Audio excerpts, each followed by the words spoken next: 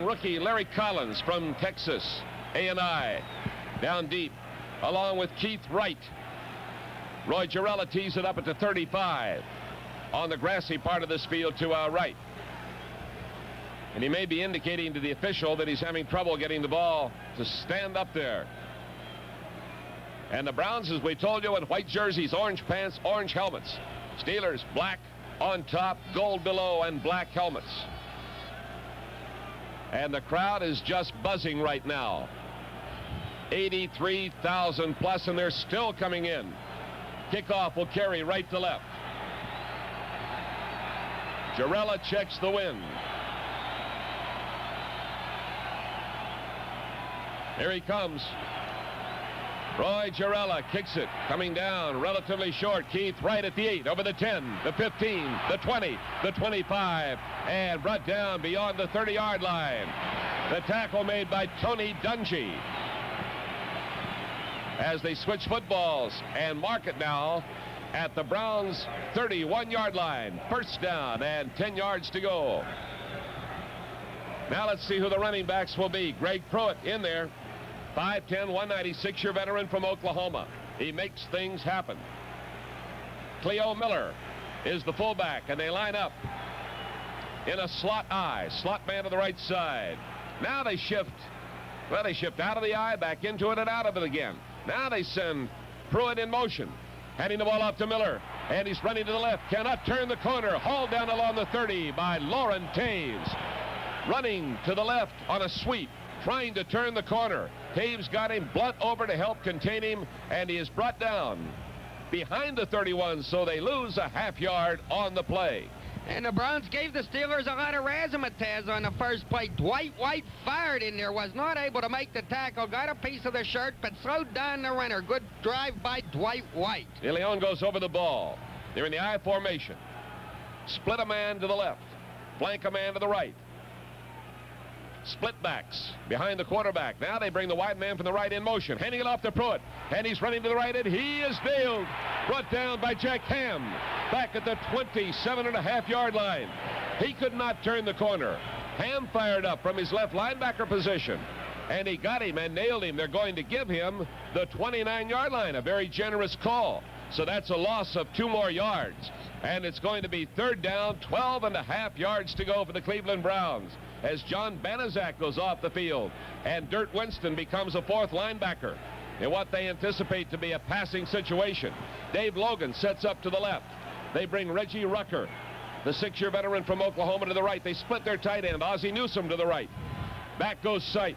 Sitting up, looking, he has time. Now running out of the pocket, coming to the right. Here's Sipe still looking, they're after him. They chase him back to the left. He's still got time. Now he's free, looking, throwing too high. And it's intercepted. Mel Blunt has it at the 45. He goes to the 40, the 35, the 30, the far side of the field, down over the 25, the 20, down to the 15. And he is brought down as Dave Logan got one hand on the football, tipped it into the air. Mel Blunt pulled it in at the 45-yard line. Angling right over the 40, went to the sideline, and on downfield to the 15-yard line, where Doug Deacon brought him down. You betcha. Mel Blunt breaking a tackle by Cleo Miller at the 40, picking up steam, heading down the sideline, breaking another tackle by Robert E. Jackson, and finally down at the 15. Steeler defense tough. Here goes the Steeler offense. First down 10 at the 15. Crowd roaring. Slot on the right side is Blyer. They give it to Franco. Runs to the right, cuts back. Cut from behind as he went down to the 11-yard line. Play made by Charlie Hall. Mike St. Clair, Earl Edwards, Jerry Shirk, and Mac Mitchell in the front 4. The linebackers, Charlie Hall, Dick Ambrose, and Gerald Irons, the former Oakland Raider. Clarence Scott on the left corner. Tom London on the right corner, a rookie from North Carolina State. Tony Peters and Tom Darden are the safeties. The ball is at the 11-yard line, second down 6, and the official comes in to look at the football, and they're going to switch balls now, even as Mike Webster was over the ball. The Steelers right to left. John Stallworth, wide receiver. Lynn Swan, wide receiver. John Kolb, Sam Davis, Mike Webster, Jerry Mullins, Ray Penny in the interior line. Randy Grossman, the tight end. Strong right formation. To give to Blyer. Finds the opening over the right side. Puts his head down and bucks down to the 7-yard line. Rocky Blyer brought down by Charlie Hall, the 8-year veteran from Houston. Gerald Irons, the 9-year veteran from Maryland Eastern Shore. Spot the ball inside the 7, where it is going to be 3rd down, 1.5 yards to go. And a crunching block by John Kolb, moving in on the linebacker, Dick Ambrose. Kolb flattened him, in went Rocky for the gain. All right, we have the wideouts go to the sideline. Corson and Peterson are in. We have 2 tight ends. Mullins to the right. Peterson to the left. Now we bring our wingback in motion. Bradshaw rolls to the right. He's in trouble. He looks for help. He can't find it, and they ride him down short of the 5. He may have lost the football. It's loose down on the turf. The official goes down. Player scrambling for the ball. May be ruled a dead ball where he went down. They're looking at it. They were chasing the ball inside the 5-yard line. Going to have to mark it at the 5.5. And Jarella comes on. Chuck Noll will not defy the percentages on 4th and less than 1 yard to go. He's going to bring Jarella out there to try for a field goal to get points on the board at the start of this ball game. Holder is Craig Colquitt at the 13-yard line. A 23-yard attempt. The breezes here are tricky. Colquitt, the holder, at the goal to our left. Ball is down. Jarella kicks it up there, long enough, high enough. It's good. Steelers take a 3-0 lead. We'll be right back. Picked off a pass at the Browns' 47-yard line and took it down to the 15. A 3rd down play seemed gummed up as Bradshaw was nailed short of the sticks. Okay, the Steelers have the early lead, and here's Jack Fleming. Jarella will do it again, right to left. Teed up at the 35, and he kicks it low. Going to be hard to handle. Bounces off a man's hands back inside the 15. Scooped up at the 11. Larry Collins out over the 20, the 25, and he is brought down at the 27-yard line. Larry Collins on the return. Larry Anderson of the Steelers brings him down.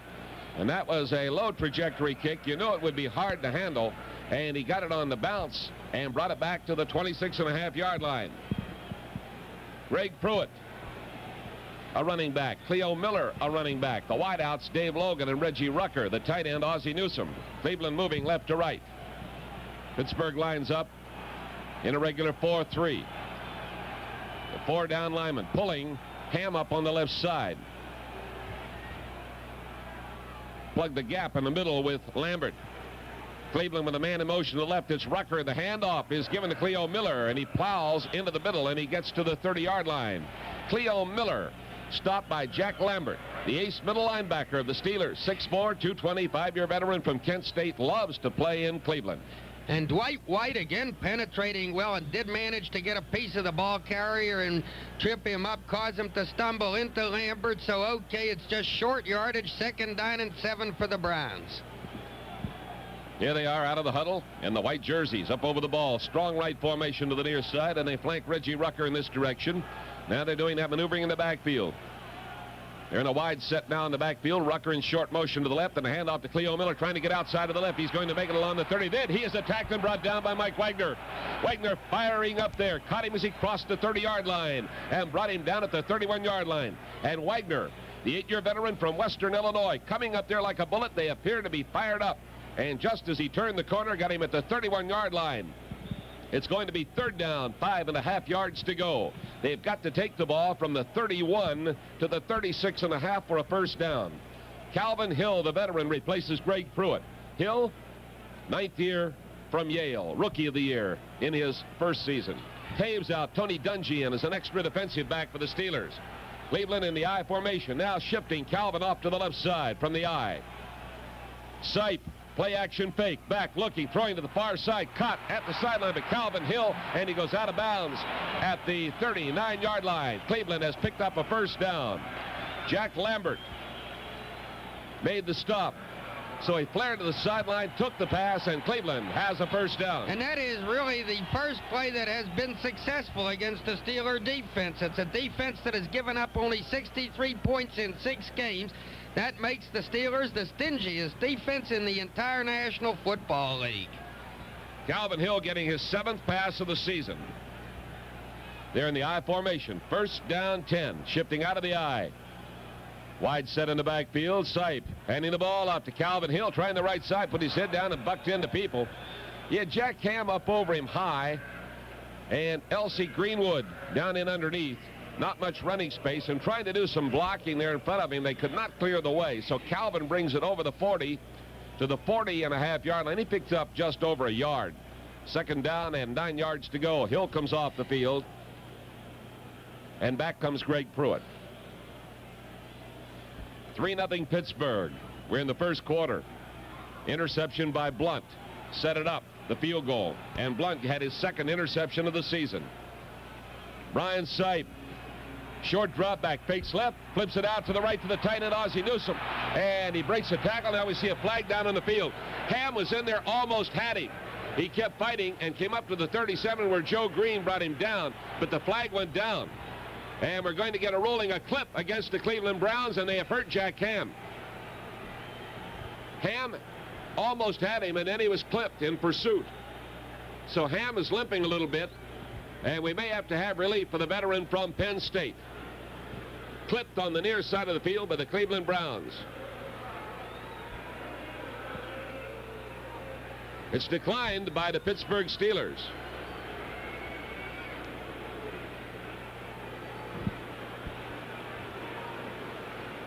So that brings up third down and 13 as opposed to second down and it would be at least 28 to 30 yards in the spot of the foul.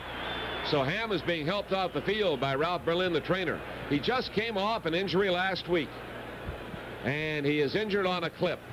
Replacing him, Robin Cole, the second-year man from New Mexico. Well, it's a shame because Ham had been playing awfully well in the opening minutes of this ball game, and he did have an injured groin that had him on the shelf until last week. And one concern was that he might not yet be 100% today, but he was playing like he was. But now he's out of the ball game, and here are the Browns with 3rd and 13 at their 36. Dungy is in there as an extra defensive back. They set up the nickel defense. The Browns shift into the eye and out of the eye. Brian Sipe on a long count takes. Here's Sipe back there looking in. Lets it go out to the right, and it is caught on the near side of the field. Complete. Mike Wagner comes over to make the play at the sideline, but it is ruled complete. Caught by Dave Logan at the Steeler 43.5-yard line. One of those close sideline calls. But he brought it down, and the Browns have advanced to another first down. So Sipe is now 3 for 4. He threw one interception. And we have 8 minutes and 53 seconds remaining in the first period. In case you joined us late, the Steelers leading 3-0. They break out of the huddle, sending Dave Logan to the far side. Reggie Rucker's in the slot out there. Tight end is Ozzie Newsome. Strong right formation. Ryan Sipe is the quarterback, and Sipe gives it to Cleo Miller. He's nailed, fumbles it, and Sipe picks it up. He fumbles the ball, and the Steelers have it. How about that? Cleo Miller fumbled it. Sipe picked it up. He was hit by Joe Green. He fumbled it, and Donnie Shell recovered it, and the Steelers have it back at the Cleveland 48-yard line. 2 fumbles, the second one lost. Yes, and the second one after Joe Green had caused the first fumble. The second one was caused by L.C. Greenwood, who belted Brian Sipe after he had picked up the football. Steelers football continues after this timeout. Word comes up from the press box that Jack Ham has a hip injury. They'll fill us in a little more in more detail when they get more detail, but he is being treated along the Steeler bench by Steeler trainers. All right, the Steelers have the ball in Browns territory at the 48 following a wild and woolly play. A fumble by the Browns that eventually was recovered by Donnie Shell. Here go the Steelers after another score. All right, it is first down 10 at the Browns 48-yard line. They move right to left, leading 3-0. Terry Bradshaw, the quarterback, gives it to Rocky Bleier, driving over the right side and coming across the 45 near the 44-yard line. The movement in the backfield with Franco coming forward, and Bleier set to the left, came behind Franco to take the handoff. Mike St. Clair and Earl Edwards make the tackle. They'll spot it at the 44.5-yard line, where it's going to be second down, 6.5 yards to go. Tony Peters is in there at left corner. Oliver Davis has entered the ball game. Lynn Swan in the slot to the left side. John Stallworth wide in the same direction. Split backs. Harris and Blyer. Bradshaw back, looking, and they come after him. Steps to the left, fires the bomb downfield. Stallworth looking for it, and it is tipped and broken up. Great play by Oliver Davis. Went with Johnny Stallworth step for step. And Myron, you'd have to say, just made a beautiful defensive play because the pass was on the money. Stahl was there, and Davis covered him. Swell play, almost an interception, as a matter of fact. The Browns not taking their chances with Tom London against Stallworth. Tom London being the rookie whom they had indicated would be in there for the injured cornerback, Ron Bolton. But as we saw, it was Oliver Davis who's come off the shelf. He had a dislocated elbow. He's come off the shelf and handled Stallworth nicely. Third down, 6.5. The ball inside the Browns, 45 by inches. Mike Webster goes over the ball, turns, says something to Bradshaw. Now they're ready. Slot right. Wideouts both ways. Bradshaw back, runs out of the pocket, then he drills it down the field. Pulled in by Swan at the 28. They come after him and bring him down at the 27-yard line. Swan came down, made his cut in sharply to the left. Dick Ambrose and Tom Darden bring him down, and Lynn Swan is on the board with his first catch of the afternoon. And Swan just murders the Browns. He does it every time against the Browns. Right now he's leading the National Football League in catches among all wide receivers. There's only a running back or two ahead of him. He has 31 catches on the season. First down 10 at the 27-yard line.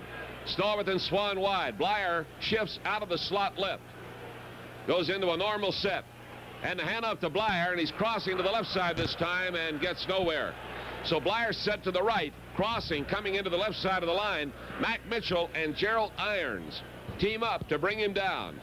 And Rocky loses a half yard on the play. It's back at the 27 from the 26.5. Cleveland defensively. St. Clair, Edwards, Shirk, and Mitchell up front. Here is Bradshaw dropping the ball, picking it up. They're after him back there. They get him in the arm. His pass almost intercepted. They had him by the arm. He broke loose through, and Tom Darden had his hands on it inside the 20. Did not hold it. Ambrose and Hall blitzing. Came through, and we're giving Bradshaw a hard time. He was going to Randy Grossman. But I think he was off balance. They had caught his arm, and then he threw quickly, and it was almost picked off. Call it incomplete. And count yourself lucky, Bradshaw, because that guy who dropped the interception, Tom Darden, has 5 of them this year. He's tops in the conference. T. Bell in as an extra wide receiver, and Blyer is out. 3 wide receivers on third down, 10.5 at the Browns' 27. Single setback is Franco. Here's Bradshaw looking, rolling right. Franco's open, but he goes deep and overthrows. Swan was covered. I don't believe he saw Harris because Harris had flared out of there and was good for the short reception, but he went deep and either overthrew to protect the ball or just simply misjudged where he was, but it's a long incomplete one. Yeah, I kind of suspect he just got rid of it, dumped the ball, threw it where nobody was, but here's Girella on for the field goal attempt of 44 yards. All right, Colquitt holding at the 34-yard line. It will go straight down the middle. Girella with a win factor here today. The ball is down. Girella kicks it. Long enough, high enough, good! 44-yarder for Roy Girella. And the Steelers take a 6-0 lead over the Cleveland Browns. We'll be right back. It's left in the first period and some odd seconds, and the Steelers with the 6-0 lead. Right to left, Girella will kick off. Collins and Ryder deep for Cleveland. And Girella has it high into the wind and down at the 7. Taken by Wright out over the 10, the 15, the 20, the near side, the 25. Brought down as he crosses the 25 by Jack Delaplane. Good to see number 35 from Salem College back in the black and gold again. Signed up this week, back into the special teams activity and ready to prepare himself to work as a running back when needed. Brought him down at the 27-yard line. Jack Delaplane also added this week. Jim Mandich to back up Randy Grossman at tight end. Cleveland moving left to right. First down 10. Browns at their own 27-yard line. They're shifting in that backfield. Now they come out of the I. Sipe, quick pitch left side. Cleo Miller has the blockers, plows into him, can't make the 30, gives ground, brought down back around the 25-yard line. Swarming all over him. L.C. Greenwood working along with Mike Wagner, and Wagner playing like a tiger. So he wound up, after he picked up maybe 3 yards, giving ground back to the 25.5. He winds up losing a yard. I'll tell you, when those Browns try that sweep to the left, they find half a football team waiting for them over there. And what that's all about is that the Steeler defense is just as fired up as can be. Ham has got his trousers hitched up again and is trying to work it out.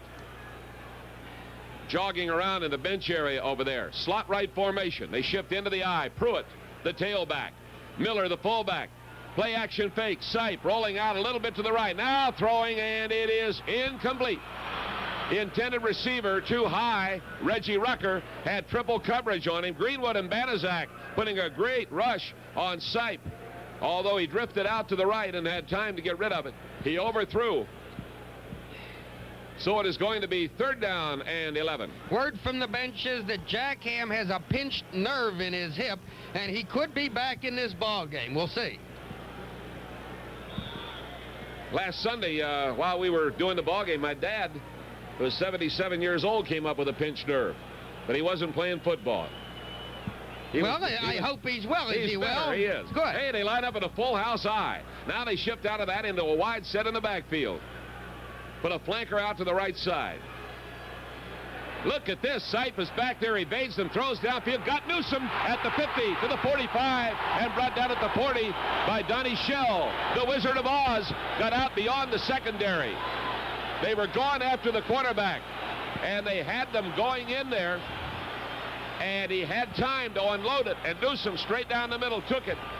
34-yard pass. First down. And they burned him on the blitz. Yeah, Mike Wagner was safety blitzing, and Calvin Hill picked him off at the last second, dumped him, and so Sipe was able to nail the Steelers down the middle. Mike Wagner having been, as it turned out, in the wrong place at the wrong time. At the Steeler 40. First down 10. Browns flanker left. Split end right, pitch back, goes to Calvin Hill, back in there, waits over the right side across the 35, and down inside the 35 to the 32.5-yard line. Donnie Shell made the tackle on big Calvin Hill, who goes 6'4", 227 pounds. 8-yard gain on the play. Second down, 2 yards to go. Cleo Miller comes off the field. So the Browns have moved into a threatening position. Mike Pruitt is in the backfield. Third-year man from Purdue. Man in the slot to the left. Flanker set to the right. Calvin Hill's over in the slot. Now the Hill shifting into the backfield again. And the give is to Pruitt. This is Mike Pruitt charging into the middle across the 30. Has a first down at the 29.5-yard line. L.C. Greenwood and Robin Cole made the tackle. 4th first down for the Browns. We'll be back after this pause on the Steelers Football Network. Get rust-proofing backed by a 5-year repair warranty on all new vehicles. Get Z-Bart rust-proofing. Z-Bart. It's us or rust. WTAE, Pittsburgh. Cleveland Browns crowd coming alive. Deacon, Sullivan, rather Deacon and Shepard on the left side of the line. Jackson and Darrow on the right side. DeLeon is the center. And the give is to Calvin Hill. Breaks a tackle at the line of scrimmage. Got away from Jack Lambert and struggles through for short yardage. John Banaszak makes the tackle, and they will mark it at the 26-yard line. Lambert almost had him at the 30. He slipped away, and Banaszak, the 4-year veteran from Eastern Michigan, made the stop at the 26. So it's a gain of 3.5 yards. Second down, 6.5 to go. And the Browns on this drive getting a little bit of blocking as their offense gets fired up. They're moving at the goal to our right. Line up in the I formation. Pruitt is the inside back. Pitch back. Calvin Hill. Sweep to the left side. And they cannot take them out. They nail him. Brought down across the way by John Banaszak and Lauren Taves. crowd is booing Robin Cole, who came firing up there, but he went diving over the pileup. He did not go on anybody, he just went diving over top of them, and they give him, what, a scant yard on that play. Warren Taves doing a great job of fighting off a block by Mike Pruitt. If Pruitt makes the block, that play goes, but he fought it off and slowed the play down so that Banaszak was able to drag down the ball carrier. I said a yard. He lost 2 yards. Get it straight. Back to the 28. 3rd down and 8. Sipe rolling right. They're in pursuit of him. They got him trapped. He goes down. He gets up. Here's a clip on Lambert. He fires open man down at the 15, over the 10, and inside of the 7-yard line. Calvin Hill, the receiver. They almost had Sipe deep. We saw Lambert clipped. Nobody picked it up. And downfield, they hit their target. And Mike Wagner made the stop at the 7-yard line on Calvin Hill. Tom DeLeon clipped Lambert, no question about it, but they blew the call at inline. L.C. Gray was clipped, but that's beside the point now because the Burr territory. Sipe, a very talented and game quarterback, was almost sacked for the big loss, but he got away, and he was aided by the clip on Lambert. Sipe at the 7. Sipe on a flag down gives the ball to Greg Pruitt, and Pruitt nailed, moving to the left. Now what have they done? It's a fumble, and Joe Green recovered. There's a fumble down there. Pruitt lost the football when he was hit, Jack. Joe Green has recovered the fumble down at the 5-yard line. There was a flag down, but Pruitt coughed up the football, and Green recovered, and the Steelers take over at their own 5. This is some kind of a football game. It's the 3rd turnover that the Steelers have benefited from. They've picked off an interception and recovered 2 fumbles. You betcha there was a flag in the Cleveland backfield. Probably was going to be a holding call, but it doesn't matter because the Steelers take over the football at their 5-yard line. This broadcast is authorized. 5-yard line. 1st down 10 for the Steelers. They move right to left, Myron. And they lead 6-0 with 1 minute and 11 seconds remaining in a wild and woolly first quarter. Out of the huddle, Mike Webster goes over the football. Stallworth wide left to the near side. Blanker to the right side is Lynn Swan. Handoff. Franco treading very carefully up to the middle and getting to the 10-yard line, where Gerald Irons tugs him down by the legs. Franco looked like he might be walking on eggs that time, very carefully finding the hole and coming through it and picking up 5 yards. It was a nice run. Franco has only carried twice in this ball game so far. He's got 9 yards. Clock reading, 45 seconds to play in the first quarter. Sun shining on Lake Erie, but not into the stadium. Blyer's in the slot close on the left, then backs up. Gets into a regular set. Here's the give to Blyer. Trap. Angles into it, gets a couple of yards, and is thrown back by Dick Ambrose, the middle linebacker from Virginia, and Gerald Irons and Charlie Hall. Good action by the Cleveland linebackers that time as they set a trap and sent Blyer through it. And now Rocky is out of there, and we come back in with T. Bell, the 2nd-year man from Arizona. They always list him as Theo, and he doesn't like that name. His name is Theophilus. His nickname, he says, is T, not Theo. And this is the Steelers' answer to what they will be doing part of the time without Big Benny. 3 wide receivers. Hey, look here, Steeler fans. We're at the end of the first quarter, and the score, Pittsburgh 6, Cleveland nothing. Love it. Starting the second period at their own 14-yard line. 3rd down and 1 to go. Corson and Peterson are in there, 2 tight ends. Give to Franco. He was working but couldn't get it. Hitting into the right side, struggling. Charlie Hall determined to stop him and did stop him short of the 1st down. And that is 4th down.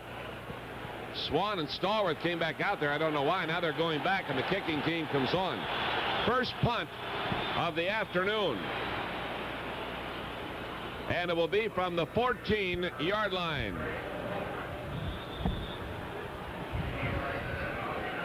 Wind is tough, and I can't tell exactly which way it's blowing. Colquitt standing at the 1-yard line.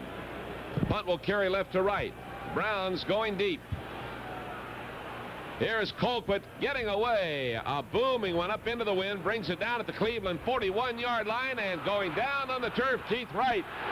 And then as he gets up, he is nailed by Randy Rudershan, a 45-yard punt. And he went down on a knee and then, of course, got up as he can. But Rudershan, the great rookie from Pitt, and I mean he is great on special teams activity, came down and nailed him. He got a half-yard return on the play. Reverse on the punt return, so they'll put the ball in play at their 39-yard line as the sun comes out, breaks through this heavy these heavy clouds that we have, and it's a nice day. Sending Cleveland back, the main scoreboard clock is not operating with the other field clocks. They read 9:45 to go, and the main scoreboard clock is 6.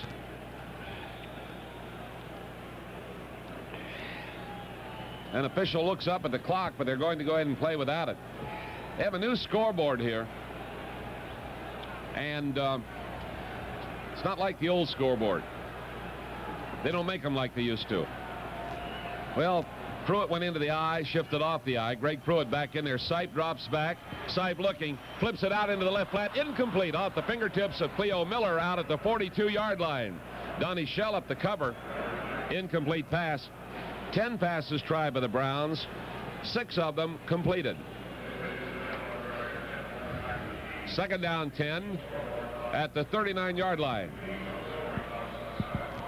They're announcing now that the main scoreboard clock is not operating correctly. I was listening to the Georgia LSU game last night. They had the same problem at the very start of the ball game on the opening kickoff. Lauren Taves out now. He'd been back in. Tony Dungy replaces him, 5th defensive back. Newsom goes wide to the right. Slot man set to the left. Sipe hands that ball off, and here goes Greg Pruitt. Nailed.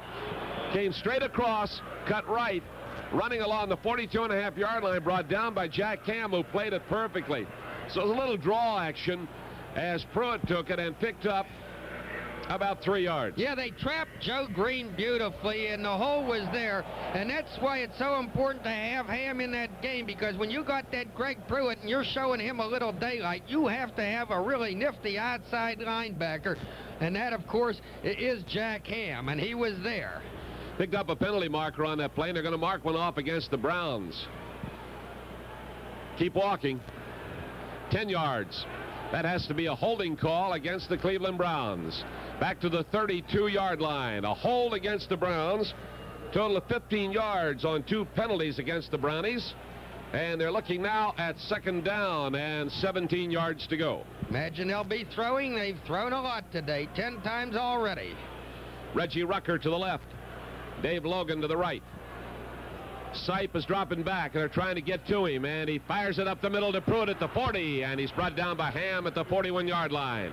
Pruitt on a slant coming out of the backfield, took it at the 40. Ham made that nice quick play on him at the 41. So they come back up within the sticks, and they have a 3rd down 9 play coming up. That is their 11th pass, 7 completed. New quarterback going in for the Browns, Jack? This is what they've been doing. This is Mark Miller that they run in spot situations, a rookie from Bowling Green. They use him like the guy at Denver. Weiss. This one's in trouble. They had him. There he goes. Down he goes. Being chased around. He ran into the open arms of Jack Lambert. Lambert says, I love to hug you on the turf of the Cleveland Stadium. And down goes Mark Miller at the 36-yard line, the first sack against the Browns. They spot him on certain situations like, what's his name? Morris Weiss? Norris Weiss. Norris Weiss, yeah. Norris Weiss. He's right up in bed now, Norris is. Johnny Evans in punt formation, rookie from North Carolina State, standing at the 21-yard line. Rudershan and Bell downfield for the Steelers. Punt right to left. High, hangs it well. Let's take a fair catch. Nope. That's T. Bell at the 30. And he's in trouble at the 34-yard line. T. Bell brought down by Clay Matthews, aided and abetted on that play by Ricky Feature. And the Steelers have it at the 34-yard line, a 34-yard punt. 4-yard return. There with 12 yards on 8 running plays combined. So you can see from those figures that the Steelers are not making the blocks. Give the Browns defense credit. This is an emotional game, and the defenses do get fired up, but the Steelers have got to get nifty and start cracking something open. Green Bay leading Seattle 28-0 in the second period. It is first down 10 at the 34.5-yard line. Terry Bradshaw quarterbacking. He's back there, and he rips it up to the 45-yard line. Randy Grossman had hooked and was kneeling at the 45. Measured for the first down perfectly. Tony Peters put the grab on Grossman, and that's the first time they've gone to their tight end today. Second catch out of 6 passes, and Randy Grossman is the receiver. And on the season for Grossman, that will be his 4th catch. First down Pittsburgh, only the 3rd of the afternoon. At the 45-yard line, moving left to right. Bradshaw again has time, pumps, holds it, then fires, and Grossman, great catch at the 46, is over the 45 and down to the 42. Some kind of action by Bradshaw. There's a flag down back there, either holding or roughing. Mac Mitchell attacked Bradshaw back there. Grossman made a sensational catch. If you're looking at it and listening to us, you saw Bradshaw maneuvering in great passion. He completed it to Grossman. They're marking off 15 more from the 41 down to the 26, roughing our passer. Yeah, that's the call, you betcha. And as Jack told you, a great catch by Grossman. Bradshaw ducking and dodging in the backfield. Perhaps a little tempted to run with the ball, but he spotted Randy open in front of Tony Peters, and he went high into the air to make that catch. So the Steelers at the 26-yard line of the Browns. First down 10. They move left to right. Out of the huddle. Kolb, Davis, Webster, Mullins, Penny, interior line, Grossman, the tight end. Blyer in the close slot on the right side in the wing position, giving it a double wing look. A play whistle dead as Bradshaw started his handoff. Flips it out to Stallworth. Stallworth is hugged out there by the defensive back, Oliver Davis. They got a call against Pittsburgh. Must have been too much time. He had taken the snap as the whistle was blowing and was appeared to be either faking or giving a handoff. This brings it back to the 31, and now we get the official determination. That is delay a game. So a 5-yard penalty, the first one against the Steelers, takes it back to the 31-yard line. Out of the huddle, Stallworth wide left, Swan to the near side. Split backs, Blyer and Harris. Quarterback is Terry Bradshaw, gives it to Blyer, slashing over the right side, along the 30, inside the 30, the 25, to the sideline at the 20, and down at the 18-yard line. Clarence Scott made the tackle. Rocky Blyer. And let's see where we are. We're at the 18.5-yard line, second down, 2.5 to go. Let's pause for station identification. Nothing is as good as Z-Bart rust proofing. That's why Pittsburgh area Z-Bart dealers give you a 5-year repair warranty on all new vehicles. WTAE, Pittsburgh. Strong right formation. Give us to Harris. He's in trouble in the middle. Scooted up there and wanted to make a cut. Mike St. Clair met him straight up. And Harris will lose about a half yard to the 19-yard line. It's going to be third down and 3. I asked Blyer in an interview this week, who's going to win the Pitt Notre Dame game? He's a diplomat. He talked for 3 minutes and didn't say anything. So finally I said, well, who's going to win the game? He says, Notre Dame, of course. Well, he is an old Golden Domer. Yeah. His loyalty showed through finally. Got Blyer and Harris in the backfield. Corson and Peterson in, 2 tight ends.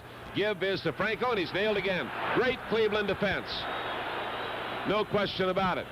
He was coming off the right side. Charlie Hall, Dick Ambrose, and over there also Clarence Scott is a key man. And it's at the 19.5-yard line. Boy, this wind is something. A little while ago, it took all of the Cleveland radio crews cue cards and blew them right out the front. They're over next door to us. They're not going to try a field goal, Jack. They're going to go for it on 4th and 3. I think probably he's looking at this wind and figuring it's too tough. I suppose. All right, 4th down and 3. They have to make it to the 16-yard line. Close slot right formation. Cleveland with 4 down linemen. Bradshaw in a long count. Now the flag comes. Bradshaw was trying to pull him offside. Using a tricky call and attempting to pull him offside was unsuccessful. They take a 5-yard penalty, and on comes Girella. So that was the maneuver. Bradshaw trying to use a tricky count to pull him offside and get 5 yards for the first down. It didn't work, so you take the 5-yard penalty. And Girella will be attempting a field goal from the 32-yard line, a 42-yard attempt. Colquitt is the holder. Girella has had 2 today. He's had a 23-yarder and a 44-yarder. This is a 42-yard attempt. Wind a little tougher at this end of the field, I believe. Ball is down. Girella kicks it. It is blocked. Girella picks it up and goes down at the 30-yard line. Jess Turnbow and Mickey Sims firing in there, and it was blocked, and Girella covered it at the 30. Yes, I believe it was Earl Edwards who blocked it. I'm not positive, but I think so. He was in the middle there with his hands up. So in any event, the Browns stop the Steeler drive and take over the football. I was really anxious to see if Girella could hit yet a 3rd field goal, because, you know, he's used to kicking on artificial turf. He's been kicking on grass today, and of course did kick 2 field goals. Wanted to see him make it 3. Sipe is back and looking, letting a long one go down there to Newsom. Broke it up beautifully at the 50-yard line by Lambert. Boy, did he play that one. Newsom had some breathing room. Shell was behind him, and Lambert came over in front and tapped it away, incomplete. And word comes from the press box that, yes, it was Earl Edwards, as I had surmised, the 6'7" defensive end of the Cleveland Browns, who blocked Roy Girella's attempted field goal. At the 30-yard line, 2nd down 10. We have 5:25 to play in the first half. Pittsburgh leading 6-0. The Browns have the football, moving right to left. Brian Sipe drops back, fires long downfield, and it is caught on the far side. Pulled in by Reggie Rucker at the 48. Goes down at the Pittsburgh 45. Covered by Ron Johnson and Donnie Shell, and he made a sensational catch as he beat his man over there, went into the air along the sideline, and picks up a first down at the Steeler 45-yard line, a 30-yard pass. Make that 25-yard pass. It's Reggie Rucker's 300th pass catch of his career. Ron Johnson actually had great position on him. The ball, I think, was underthrown just a shade, so that Rucker was able to lean back and leap up and make a terrific catch, but Johnson was covering him well. Sipe drops it off to Cleo Miller. Miller running to the left, and he is brought down along the 44-yard line. Here at the near side of the field, up came Mike Wagner, who was just playing some kind of a game today, and Cleo Miller used a stiff arm on him, but it didn't help, and Wagner just rode him down, gave him about a half, 9.5 to go. That's got to be this 2-step edge on Wagner there, as he tried to turn the corner, and Wagner simply caught him and ran him down. All right. Cleveland, 2nd down, 9.5. Sipe back there, fires to the far side, and Newsom goes up, and he can't get it. Deflected over there by Ron Johnson. Make that Logan, not Newsom. Logan is the back of his jersey pretty well obliterated with dirt. We have a penalty marker down back at the previous spot against the Cleveland Browns. Dave Logan, 6'4", 216. Ozzie Newsom, 6'2", 225. They're pretty close to the same size. You normally look to the tight end to be considerably bigger. We're at the Pittsburgh 44-yard line, and they're marking off 10 against Cleveland back to the Brownie 46-yard line, and it's a holding call against the Cleveland Browns. This will be the 4th penalty for a total of 40 yards against Cleveland. Cleveland has 2nd down, 19. The Steelers are nice and clean today, aren't they? How many penalties do they have? Well, we have one for illegal procedure, right, and one for delay a game, something like that. Sipe is back. Now Sipe running forward, looking. He's got rope and room. Here he comes over the 50, the 45, and he's brought down along the side. The flag goes down. Tackle made by Lauren Taves, and Lambert came in late. And we may lose some ball players. Here goes the flag again against Lambert. They threw one flag and now two flags, and that is trouble. Wagner is mad. I think the second flag was for bad language on Jack Lambert's part. I really do. The play was at the 41-yard line at the near side of the field in front of the Cleveland bench area. Make that the 46-yard line. They're at the 45 with the football. Got a personal foul against Pittsburgh.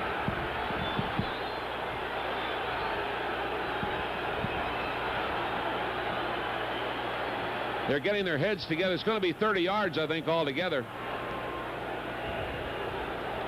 There is some confusion.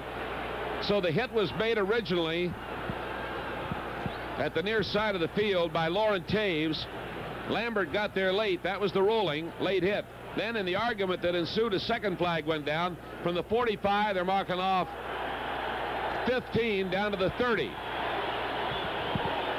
I think we're going to get 15 more.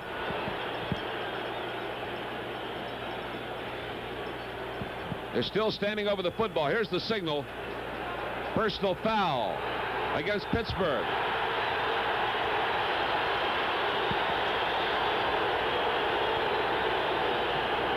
Now they're still standing over the football. Lambert's leaving the field. Has he been thrown out? Lambert has left the field.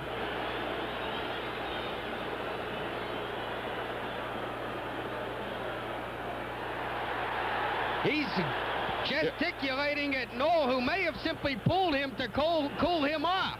Noel is calling for an official. They're still standing over the ball at the 30. And there's still another flag dropped in the dead ball situation.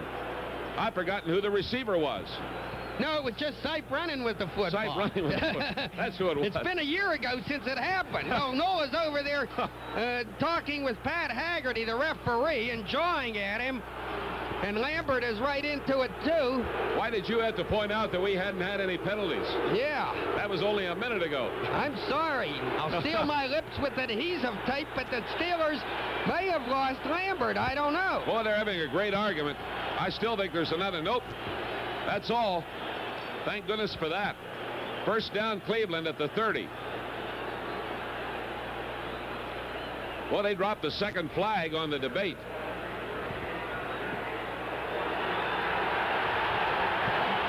They're announcing that Lambert's been ejected.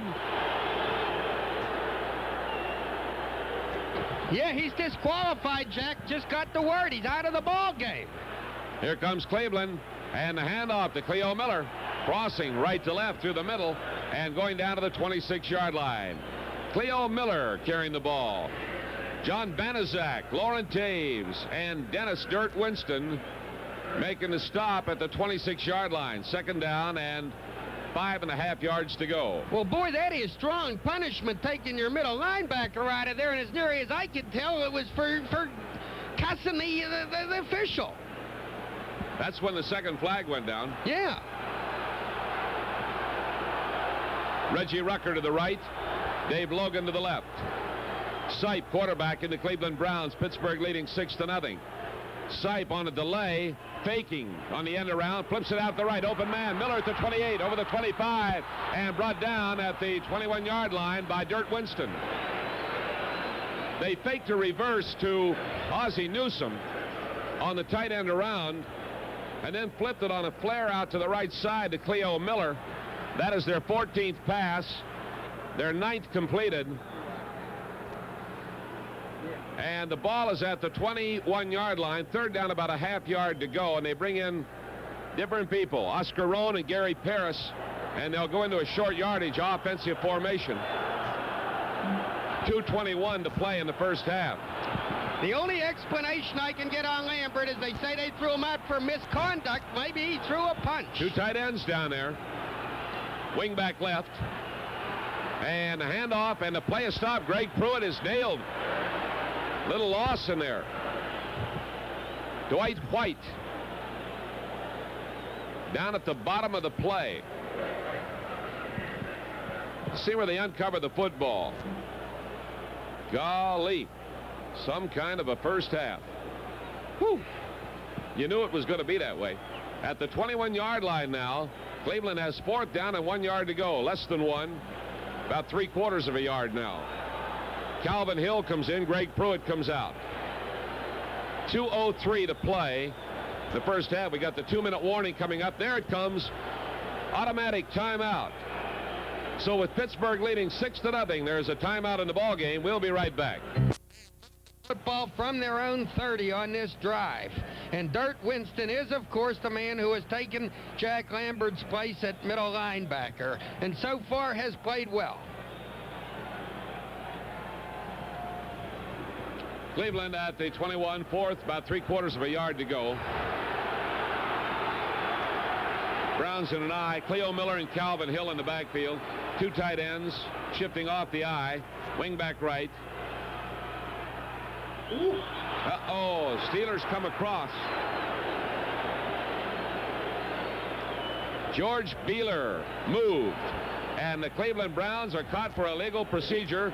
And that is going to bring Cockcroft on because J.D. Fogarty was cogitating whether they should go for the field goal at that point.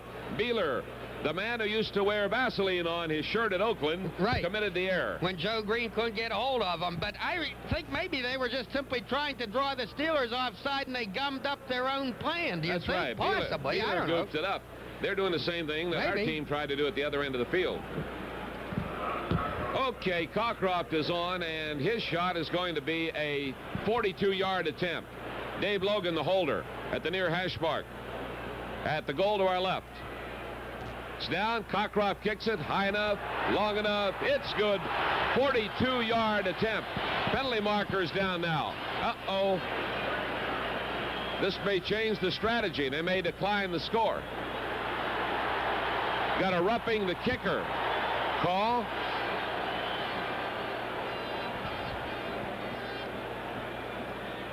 Now let's see what the judgment is. They're calling the Browns back out on the field. They want a captain to talk to.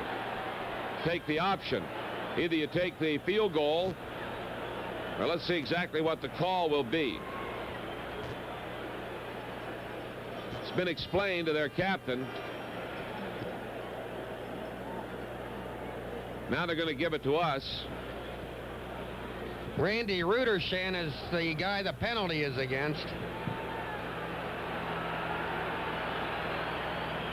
Now they mark off 5. That's an automatic first down. Personal foul, roughing the kicker. First down, Cleveland at the 20-yard line. Okay, that's their 8th first down. Takes the ball down to the 20. So they decline the field goal. They get a first down at the 20 with 1:55 to play. Out of the huddle, Rucker goes to the right. Logan comes left. Strong right formation. Ozzie Newsome, the tight end. Out of the I, they shift. Bring Calvin Hill to the left side. Give it to Hill. No, they fake. Give it to Newsome on the end around. Running to the left. He's crossed the 20. Caught by the arm and thrown out of bounds by Lauren Taves at the 17-yard line. An inspired effort by Lauren Taves in pursuit of Ozzie Newsome. Just sensational because Taves was being blocked by Robert Jackson, the pulling guard, and he would have no part of it. And it was a tough stop to make, too. He had to lunge out and grab him by the shirt after fighting off that block. So that was a great play by Taves. A gain of, let's say, 2.5 yards. Marked the ball at the 17-yard line. The clock stopped on the out-of-bounds play at 1:49 to go in the first half. Pittsburgh leading 6-0. Cleveland is at the Steelers' 17-yard line. Slot man right, flanker right, split end out to the left. Sipe is back, lobs it out here to the left, and it is caught in the end zone on a great play by Logan. Slipped in front of Mel Blunt, went up in the air, and made a great two-handed catch. Sipe laid it on the money. A penalty marker is down. Penalty marker down on the play. So now we'll get the call. It's going to be against Pittsburgh.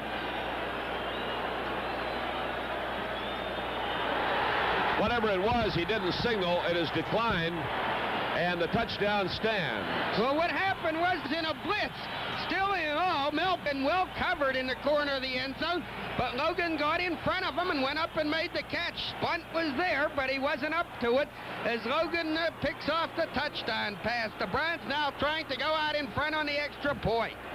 6-6 tie, and we've got Cockcroft kicking at the 10, Logan the holder. Ball is down, Don Cockcroft kicks it, and it's up there good. So the Browns have taken a 7-6 lead on the catch by Dave Logan. The 6'4", 216-pound wide receiver from Colorado. And he showed the advantage of his size and his height that time as he used them on Mel Blount and went high up in front of him to make a two-hand overhead catch. Yes, he's a basketball player, he is. And he did just that, as Jack told you. Say that the Steelers, you look at them on paper, they're so much better than this team in practically every department. And yet you put these two teams on the same field, and the emotions are high, and the Browns right now, consequently, have taken a 1-point lead, 7-6, with 1:44 remaining in the second quarter. The Steelers, of course, during that Browns drive, being victimized by penalties, or victimizing themselves, if you want to put it that way. There was the 15-yarder for the late hit by Lambert, and the subsequent argument that saw Lambert being thrown out of the ball game, severe punishment indeed. And then the Browns taking a gamble when they rejected the field goal that Cockcroft had successfully made, and taking the penalty that gave them the automatic first down. That was a gamble for sure on the part of Sam Ratigliano, the Cleveland coach, but it paid off, and the Browns lead, and they're going to be tough, it looks like. Larry Anderson down deep for the Steelers. Cockcroft will kick off right to left. T-Bell and Jack Delaplane wide down deep. Cockcroft kicks it, sailing, coming down, bouncing at the 12, back to Anderson at the 5, out over the 10, the 15, the 20, 25, finds a lane, the 30, the 35, gets by a man, he's going to go to the 45, the 50, he's the Cleveland 40, the 30, look out, heaven, here he comes into Lake Erie, a touchdown, 95 yards, Larry Anderson of the Pittsburgh Steelers, shove it down their throats, put it right in there, 95 yards, and the Steelers bounce right back. And that'll teach the Brownies what they were trying to do is tackle the football. First one guy took a swipe at it, then another. Maybe they remembered that in overtime a couple of weeks ago in Pittsburgh, Anderson had fumbled a kickoff return, but the ref didn't call it, and consequently the Brownies lost that game in overtime. Maybe they remembered that, because as he sailed up the middle, they were stabbing at that football instead of stabbing at Larry Anderson, and he galloped 95 yards, did the rookie, for a touchdown. Girella will try for the point after at the 10. 1:30 to play. Boy, a lot has happened in 2 minutes time, or less than that. Girella kicks it. It's good. They had a man sailing in there, made some contact. Oliver Davis, the official, looked at him and then decided not to do anything. So Girella adds the point. Holy mackerel, Larry Anderson, a rookie from Louisiana Tech. And that is the alma mater of Terry Bradshaw. 5'11", 177-pounder. Well, let's see what the record book says. I do believe that's a Steeler record. Lynn Chadnoy. No, wait a minute. I'm in the wrong place. Why don't you look for Tom the Bomb Tracy? Longest kickoff returns. Don McCall, 101 yards. Against the Mini Vikes in 1969. 96 yards by Billy Wells in 1957. So it's the third longest kickoff return in Steeler history. I don't remember the one by Billy Wells, but when you're around this game, you learn something new. Yeah, but of course they went in and got a touchdown anyhow. Yeah. So it really... It is all academic. Yeah. Well, Cleveland will kick it off right to left, and that is Cockcroft set to do it. And we have Larry Anderson down deep. The last time they kicked off to him, he came back 95 yards. Jack Delaplane and T. Bell are the wide men. Cockcroft kicks it high, straight down the middle. Anderson at the 5 again. Up over the 10, the 15, cuts to the outside, and he's caught at the 18, breaks a tackle, running back in the other direction. They got him back at the 13-yard line. A flag down, another flag. He was up at the 18, broke a tackle, and came back at the 13, and finally was corralled by Tom London, along with Gary Paris.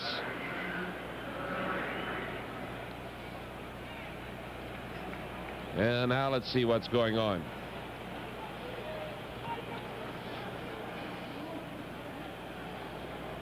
Officials have their heads together. Personal foul clipping against the Steelers. That's the call. And that's going to cost Pittsburgh a little bit of yardage. But the light's on here this afternoon, even though the sun is shining through quite frequently.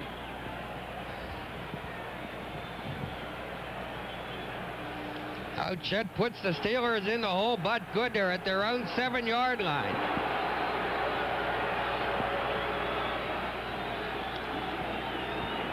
Half the distance to the goal line. 1st and 10 at the 7.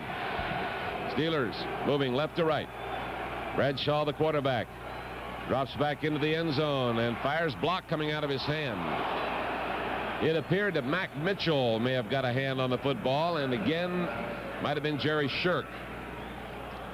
Bradshaw dropped back into the end zone and was going to the far side of the field to John Stallworth, and as the ball came out of his hand, now let's see what happens. Cocks his arm and throws, and the ball was tapped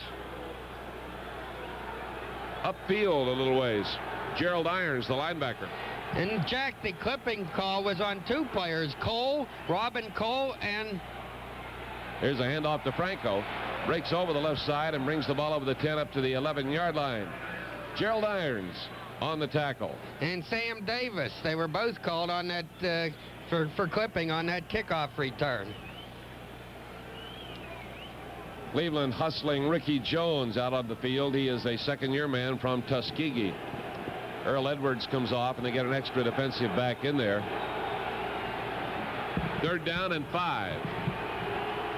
3 wide receivers for the Steelers. Bradshaw drops back, flag on the play. Bradshaw's in trouble, and he's thrown down by Mac Mitchell.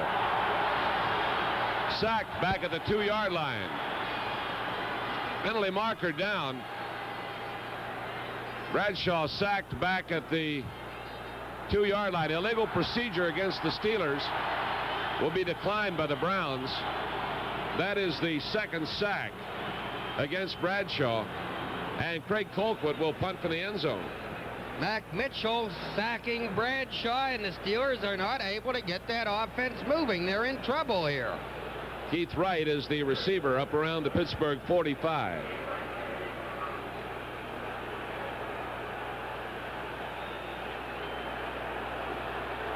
All right, we're ready. Colquitt deep in the end zone.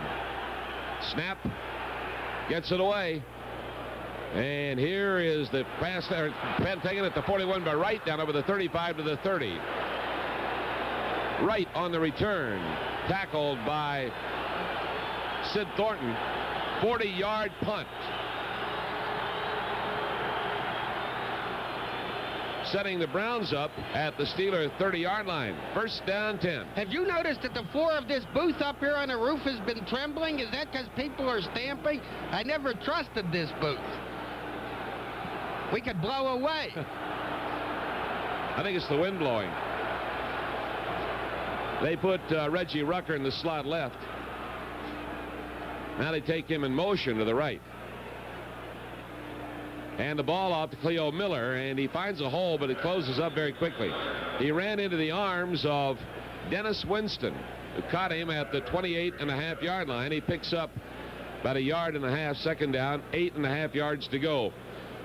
Dave Logan, wide receiver. Doug Deacon, George Beeler, Tom DeLeon, Robert E. Jackson, Barry Darrow in the interior line. Ozzie Newsome, the tight end. Reggie Rucker, wide receiver. Cleo Miller and Greg Pruitt are the running backs. Brian Sipe, the quarterback. In the I, Pruitt at the top of the I, shifts over to the right side. Now he comes back to the left side. Here's Sipe.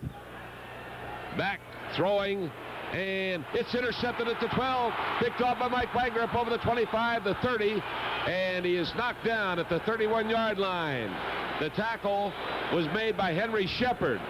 Now the pass was intended for Ozzie Newsome. Into the arms of Wagner. And what worried me was Wagner took the shot right on his neck there as he was brought down. That is the second interception for the Steelers today. Blunt had the first one.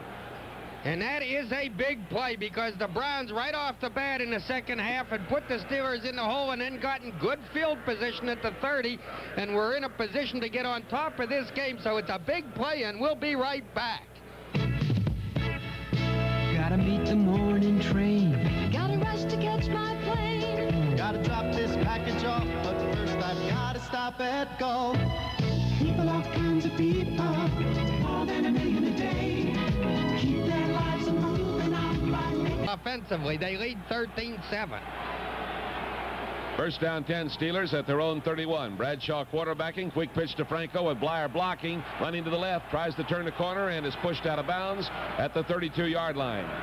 Gerald Irons and the Cleveland defense moving with the play and keeping Franco contained so that he picks up only 1 yard. And the sweep to the left did not work. Second down and 9. We just gave you the Cleveland offense. Let's give you the Pittsburgh offense. They're moving back and forth so fast you can't keep up with it. Kolb, Davis, Webster, Mullins, and Pinney in the line. Randy Grossman, the tight end. Give to Blyer, and Blyer looking for an opening over the right side has coughed up the football, and alertly it is recovered. Got away from Rocky, was stripped off of him, and firing over there was John Kolb. What a play he made, because the Browns were going after it, and Kolb came from the opposite direction and dived in to save the day. Yeah, linebacker Charlie Hall had reached out and punched a football out of Rocky's hands. And there were Browns all around that football, but as so often happens, they weren't able to get it. And the Steelers, John Kolb was in a position to fall on the ball, and he did. So the Steelers get a break there. So Harris limps off the field, and he's replaced by an extra wide receiver, T. Bell. Bradshaw backs up. Bradshaw firing, and Swan a diving catch at the 41, and down on the turf he takes a lick from Dick Ambrose to make sure he's down. That will require a measure. Oh, they set it back at the 40.5. That is bad.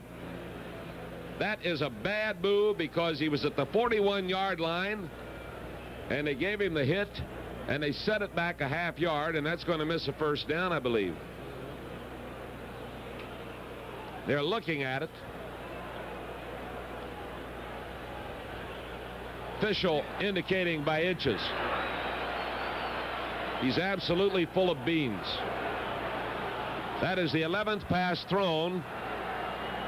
4th catch. Swan's second.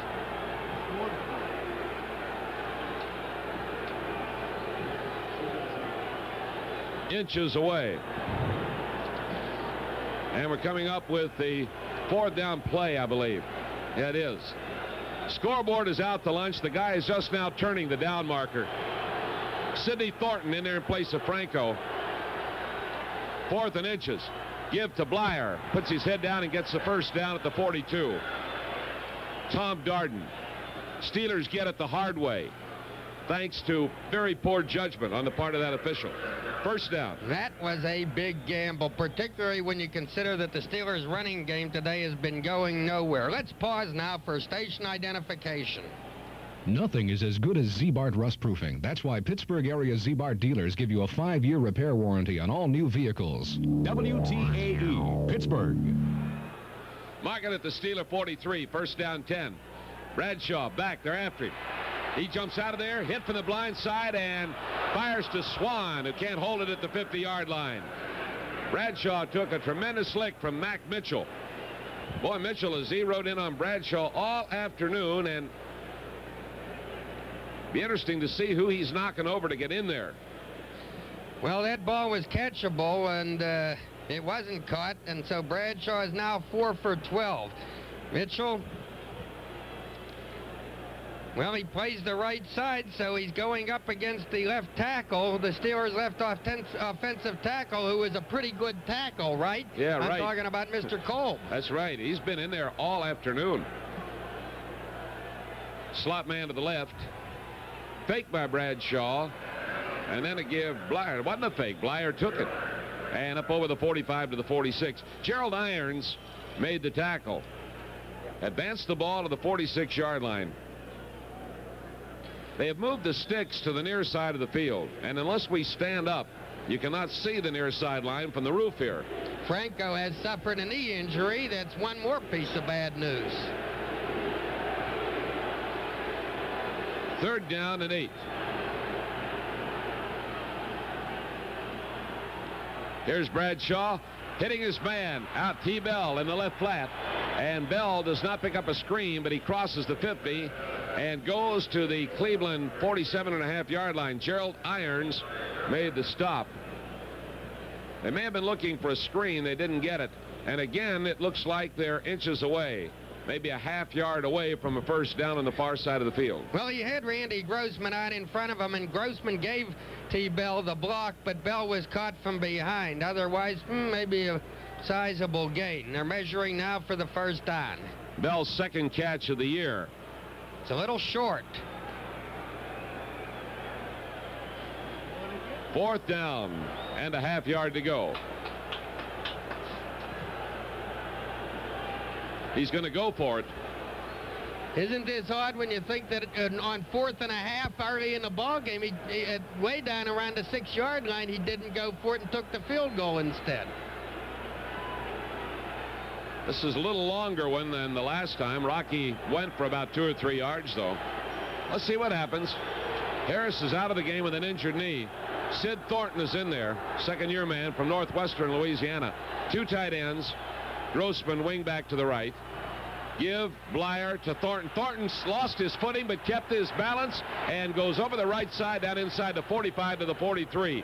Darden and Peters made the stop. As Sidney approached the line of scrimmage coming over the right side, his feet started slipping in that turf and it looked like he would go down. But with marvelous balance, he stayed on his feet and ran forward to the 43-yard line. And he, of course, is in there for Franco, and we just got word that somebody had stepped on Franco's knee. He should return to action. Good.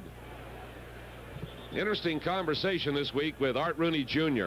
We're standing out on the field watching practice, and he said, if you were to pick one player that this team would be hurting most without, who would it be? And I said, Franco. You stop and think in the backup situation. Well, you got to have a quarterback.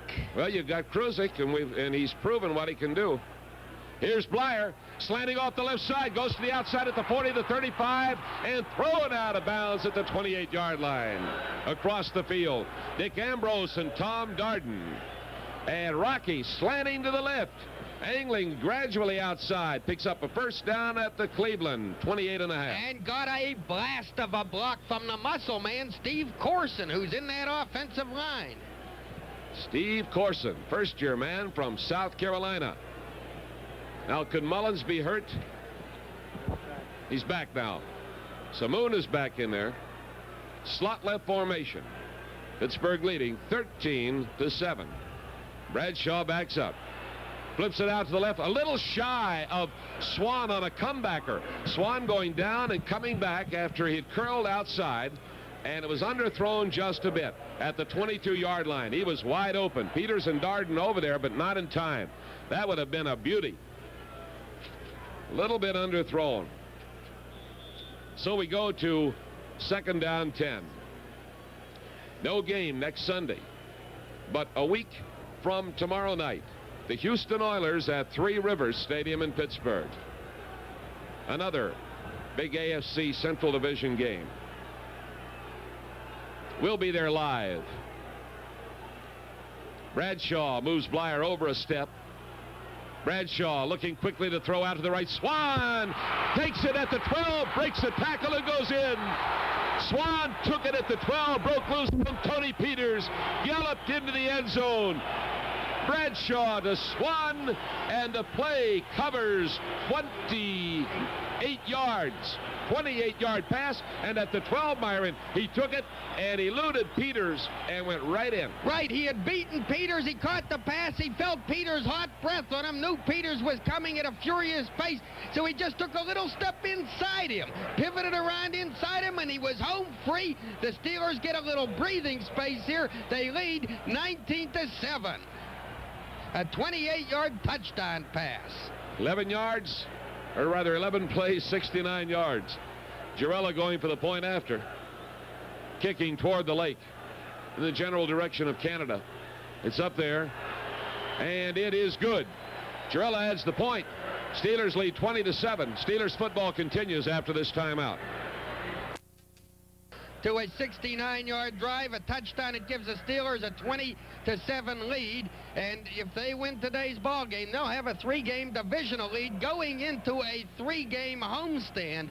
So it would really be a sweetie of a cushion for the Steelers. And right now, well, they're in pretty good shape with a 13-point lead, but these ball games are tough here in Cleveland, so don't start breathing easy yet. Girella left to right from the 35, right of Miller deep for Cleveland. High, coming down to the 7. Cleo Miller pulls it in, out over the 15, the 20. He is nailed at the 22-yard line. Sidney Thornton. What a driving tackle, the classic tackle, as you would see it in an old Canute Rockney movie.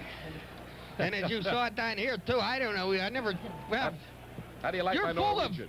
of similes, metaphors, all kinds of imagery today. I am in a metaphoric... That's right. Hog heaven. 23-yard line, first down, 10 Cleveland. Brian Sipe moves Pruitt off the top of the eye to the left.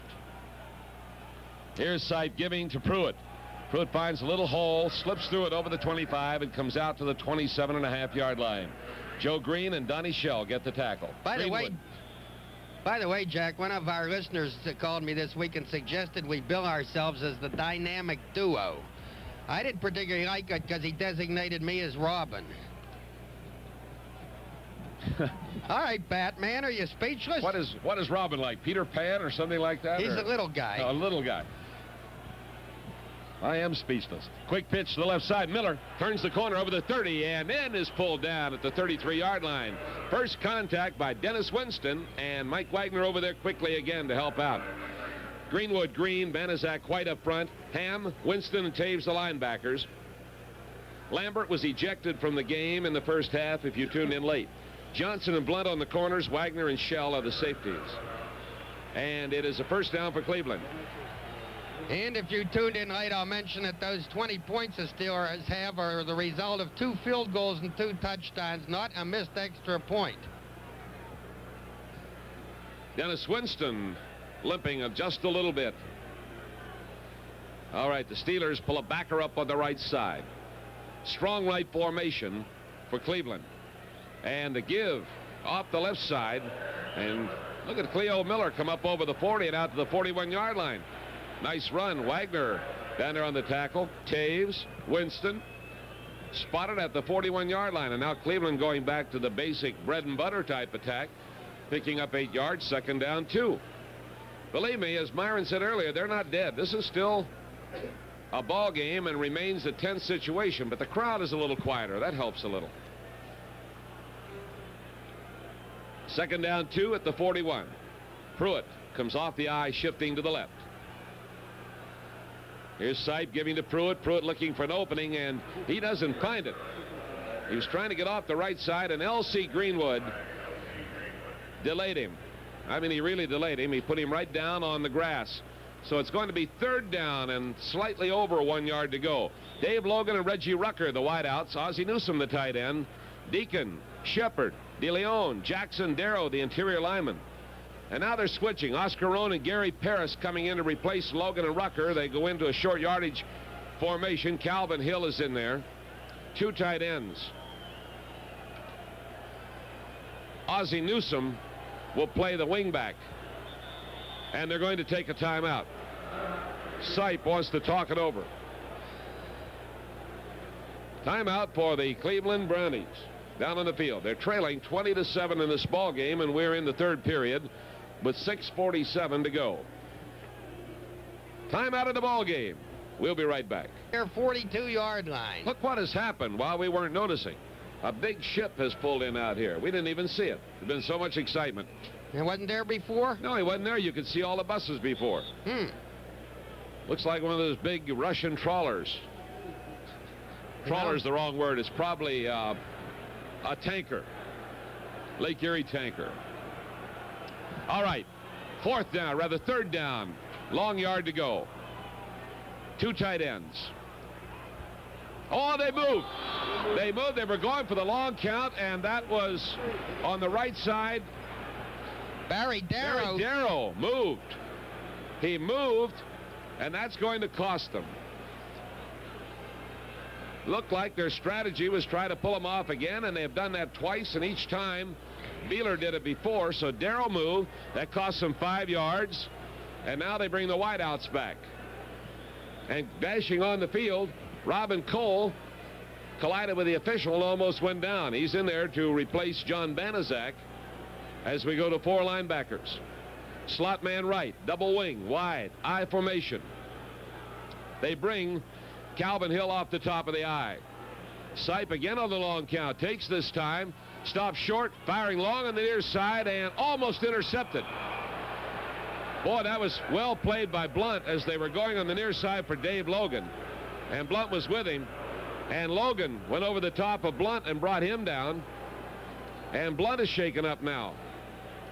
At the near side of the field, the pass carried inside the 30-yard line. And Blunt had him out of position all the way. Well, the Steelers chose to pressure Sipe that time. They had the blitz on. They had Robin Cole blitzing and Taves faking a blitz. Now Mel Blunt is on his feet and being led off the field. He appears to be okay. He's walking nicely anyhow. So the Browns will face 4th down, and they will have to punt. All right, Johnny Evans, rookie from North Carolina State. He's had kicks of 18, 36, 34, and 40 yards. Standing at his own 23-yard line. George Perlis coming over quickly on the far side to check on Blunt as Dr. Paul Steele and trainer Ralph Berlin and Bob Miley walk off with him. Line of scrimmage is the 38-yard line. Randy Rudershan and T. Bell are down deep.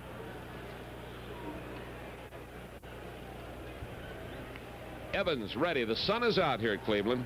Steelers leading 20-7. There's the snap to Evans. They do not put a rush on him. He kicks an end-over-end one. Tough to handle. Down to the Steeler 32, inside the 30, and the Browns on it at the 29. An impossible kick to handle. A 33-yard punt. End over end. Now what have we got? Another bit of fisticuffs flaring up. Well, they didn't go to fisticuffs exactly, but they were about to, but it's quickly broken up. Pieces restored.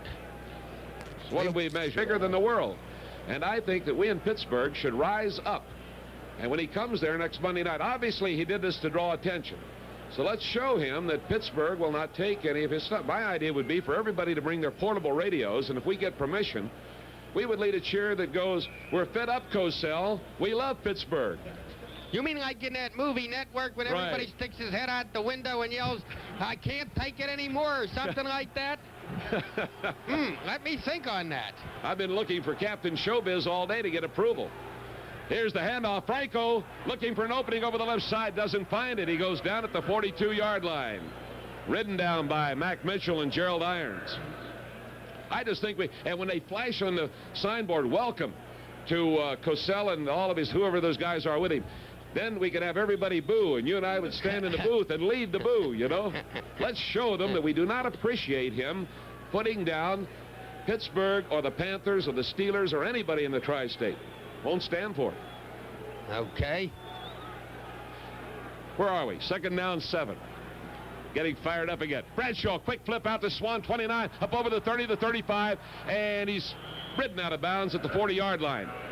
Tony Peters corralled him and brought him out of bounds in front of the Cleveland Browns bench area. Swan lost his helmet in the process. Boy, he's a tough little guy. 1st down, Pittsburgh. And I believe Bradshaw is now at the 500 mark, 7 for 15. Right. So he's improving those stats. They're beginning to look a little more respectable. Mike Nixon of the Browns this week was saying he has arrived as a great, great quarterback. Mel Blount jammed his shoulder. He should be back in. 1st and 10 at the 40.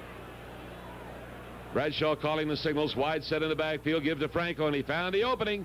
He's down to the 45 and up to the 46-yard line. Jerry Shirk. Shirk is generally thought of as one of the finest defensive players in football. 9-year veteran from Oklahoma State. And he is a contemporary of John Kolb, who's in his 10th year from Oklahoma State. And Franco's knee appears to be okay because Dick Ambrose met him, but Franco banged right off Ambrose to pick up a few more yards for a gain of close to 6. Swan has now caught 34 passes on the year. Hand off to Franco, looks for the opening and then finds it, and they close in on him. He'll get a yard or so. Charlie Hall and Dick Ambrose played it very well. You notice there's a change in the offensive system, and they're not using the fake sweep and the cutback of last week. See, so they changed things. And for the observer who's not on the inside of that, and none of us are really, you don't know the intricacies of why they do this and that. But it's interesting from week to week to see the variations and changes. Stallworth, Swan, and Bell are wide receivers. One back, Harris. Bradshaw in 3rd and 3 at his own 47. Gives it to Franco on a draw. He's going outside to the left over the 50 and dives down to the Cleveland 45-yard line. Tom Darden covered him, but it appeared that Gerald Irons got a hand on him around the ankle and tripped him up. So it's a 1st down at the Cleveland 45, Pittsburgh leading 20-7. And it was a good play by Gerald Irons, who had to fight off a block. John Kolb was all over him, but he managed to get a piece of Franco as Franco went by. Otherwise, perhaps a very sizable gain. But in any event, the Steelers do have the 1st down at the Cleveland 40. And they're controlling the ball well, Myron. We're down under 4 minutes to go in the 3rd quarter. Slot right formation. They're either faking the blitz or they're getting ready. They are. Nope, they were faking it. And Harris stopped at the line of scrimmage. Tom Darden, 6-year veteran from Michigan. Darden, an articulate young man. We listened to him in an interview this past week, and I thought that he handled a lot of things very well when he was asked about the lack of a call on the fumble play and the Cleveland fans and that sort of thing. Been here 6 years. Wideouts both ways for the Steelers. 2nd down, 10. Now they shift Blyer into the slot to the left. And Bradshaw fires out to Stallworth in the left flat. He's over the 45, the 40, the 35, the 30. Got a blocker. Grossman going for him down to the 15. Caught on the sideline and wheeled out of bounds at the 9-yard line. Clarence Scott and Tony Peters. They were looking for a flanker screen, and they hit Stallworth, and Stallworth took off like a deer. They will mark the ball at the 9-yard line where he was pushed out of bounds. A gain of 36 yards, and if Grossman could have applied the block to Tony Peters, why, school would have been out, and Stallworth would have gone all the way, but Grossman could not deliver that block, so the Steelers still have 9 yards to travel for a touchdown. Stall gets his first catch of the afternoon, his 20th of the season. 1st down, 10 at the Browns' 9-yard line. Bradshaw drops back. Throwing into the end zone out to the right for Swan. Intercepted. Nope. Knocked down. Clarence Scott maneuvered in front of Lynn Swan. He read that one all the way. And it looked as though he might make the interception. But he knocked it down, and it will be 2nd down, 9. Heck of a play by Swan preventing the interception because he had that ball in his mitts, and Swan knocked it out of his mitts.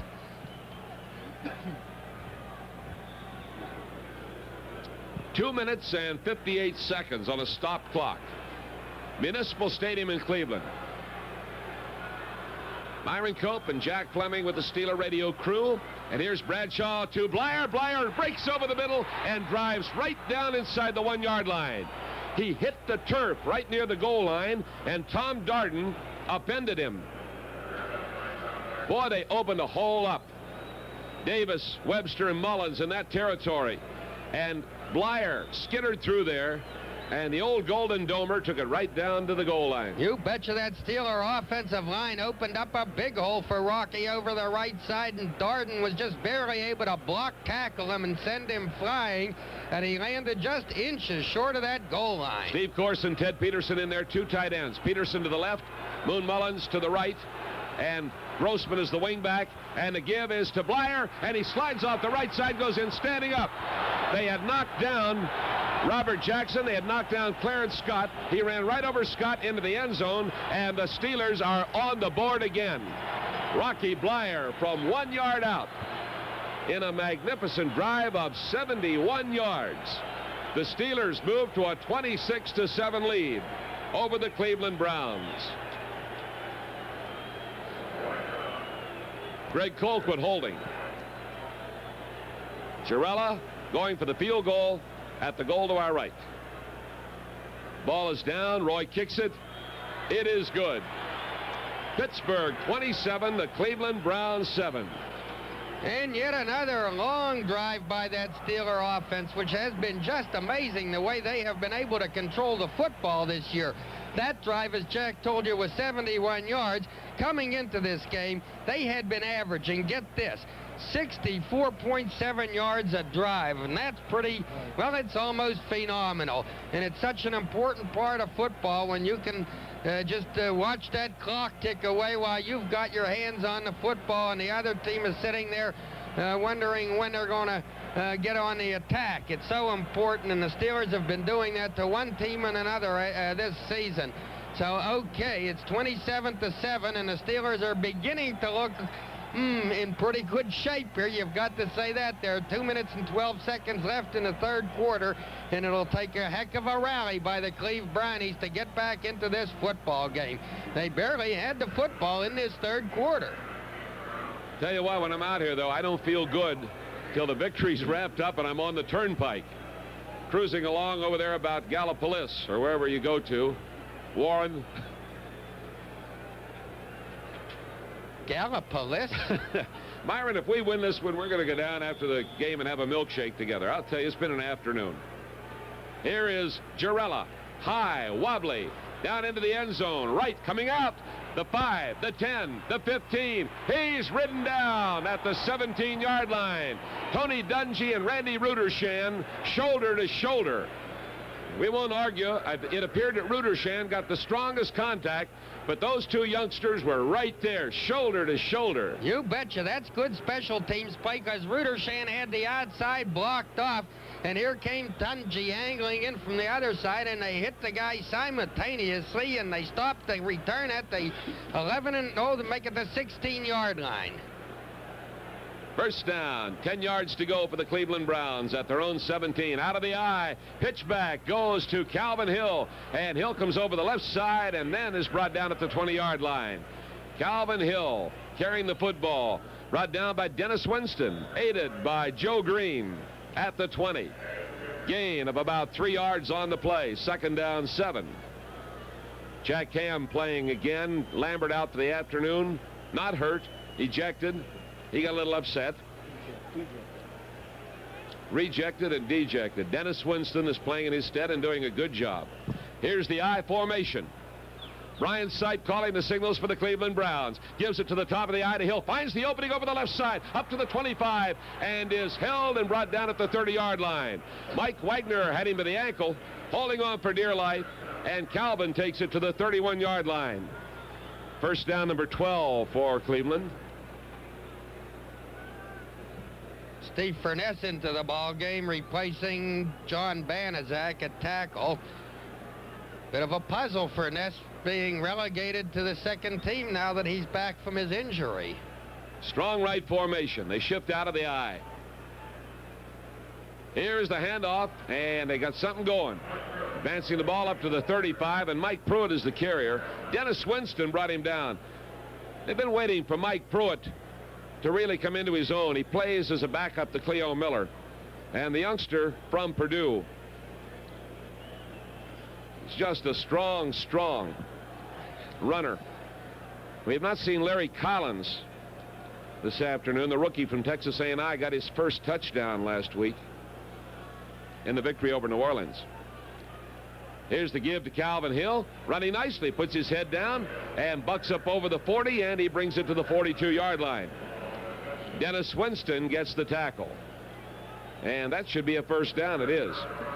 So the Browns are running it on the ground, and I like that because that's running out the clock, and we're at the end of the third quarter with a score. Pittsburgh 27, Cleveland 7. I should point out that the Browns are not, if they lose today and fall 3 games back, they will not be counting themselves out at all, because they know very well that there are this year 2 wild card teams in each conference, and they'll figure that they have a very good shot of making the playoffs, even though 3 games behind the Steelers, and that of course is correct. But golly, for the Steelers to have that 3-game lead going into a 3-game homestand, well, what that spells is divisional title and home field advantage in the playoff, and it's mighty important. I was going to say, you know, if we get this victory, it'd be a fine time for a big crowd of people to turn out at the airport tonight and greet the Steelers, but they wouldn't be there. You got to turn out at the Trailways station. They're traveling. They won't be there either. The friendly highways. They won't be there either. They come to 3 Rivers, due in there at about between 8 and 8:30. Here's Sipe dropping back. Throwing, got the man coming out of the backfield, and he hits Mike Pruitt, and Pruitt goes down and then gets up and is knocked down at the 47 by Jack Ham and Lauren Taves. So they go to Pruitt coming out of the backfield, and they pick up 6 yards, 2nd down, and 4 yards to go. That is Sipes. That's only his 2nd pass of the 2nd half. His first one having been intercepted.